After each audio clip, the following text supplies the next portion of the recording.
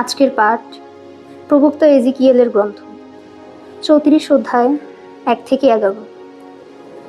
একদিন আমার প্রতি উচ্চারিত হলো ভগবানের এই বাণী,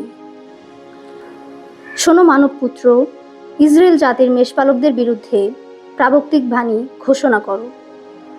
প্রাবক্তিক বাণী ঘোষণা করেই ওই মেষপালকদের বলো, তুমি স্বয়ং প্রভু ভগবান এই কথা বলছেন, হায়রে ইসরায়েলের ওই মেষপালকেরা, যারা শুধু নিজেদেরই প্রতিপালন করে।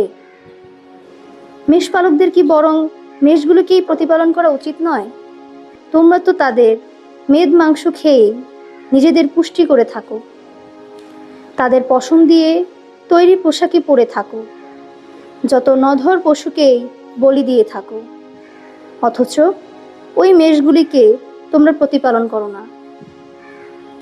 যে মেষটি দুর্বল ছিল তাকে তোমরা তো সুস্থ সবল করে তোলনি, যেটি রুগ্ন ছিল তাকে সারিয়ে তোলনি, যেটি আহত ছিল তার ক্ষতস্থান তোমরা বেঁধেও দাওনি। যে মেষটি দলছাড়া হয়ে পড়েছিল তোমরা তাকে দলে ফিরিয়েও আনোনি, যেটি হারিয়ে গিয়েছিল তোমরা তার খোঁজও করনি। তোমরা শুধু চালিয়ে গেছো তোমাদের কঠিন উগ্র শাসন। এখন তারা তো যোগ্য মেষপালকের অভাবে এখানে ওখানে ছড়িয়ে পড়ছে, হয়ে উঠেছে যত বন্য পশুর মুখের গ্রাস। হ্যাঁ, এখানে ওখানে ছড়িয়ে পড়েছে তারা। আমার মেষগুলি এখন ঘুরে মরছে যত পর্বতে, যত উঁচু উঁচু পাহাড়ের উপরে। আমার মেষগুলি সারা পৃথিবী জুড়েই ছড়িয়ে পড়েছে, কেউই তাদের কোনো খবর রাখে না, কেউই তাদের কোনো খোঁজও করছে না এখন। তাই ওহে মেষপালকেরা, স্বয়ং ভগবান এই যে বলছেন, শোনো তোমরা। নিজের অস্তিত্বেরই দিব্যি দিয়ে বলছি আমি, এ কথা শোনাচ্ছেন স্বয়ং প্রভু ভগবান। আমার মেষগুলিকে লুট করে নিয়ে যাওয়া হয়েছে যখন, যোগ্য মেষপালকের অভাবে তারা যত বন্য পশুর মুখে গ্রাস হয়েছে যখন, সত্যিই তো আমার মেষপালকেরা আমার মেষগুলির কোনো খবরই রাখেনি। আমার মেষগুলিকে প্রতিপালন না করে তারা তো নিজেদেরই প্রতিপালন করেছে।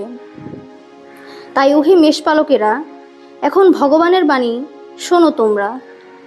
স্বয়ং প্রভু ভগবান এই কথা বলছেন, আমি কিন্তু এখন ওই মেষপালকদের বিরোধিতাই করব। ওদের কাছ থেকে আমার মেষগুলিকে ফেরত চাইব আমি। ওই মেষ প্রতিপালনের কাজ ওদের আর করতে দেব না, তাহলে ওই মেষপালকেরাও আর নিজেদের প্রতিপালন করতে পারবে না। আমার মেষগুলি যাতে ওদের মুখে গ্রাস আর হতে না পারে, তার জন্যে ওদের কবল থেকে আমি তাদের উদ্ধার করে আনব। স্বয়ং প্রভু ভগবান তো এই কথাই বলছে, দেখো, এখন থেকে আমার মেষগুলির খোঁজ খবর আমি নিজেই রাখব, নিজেই চোখে চোখে রাখবো তাদের। প্রভুর বাণী।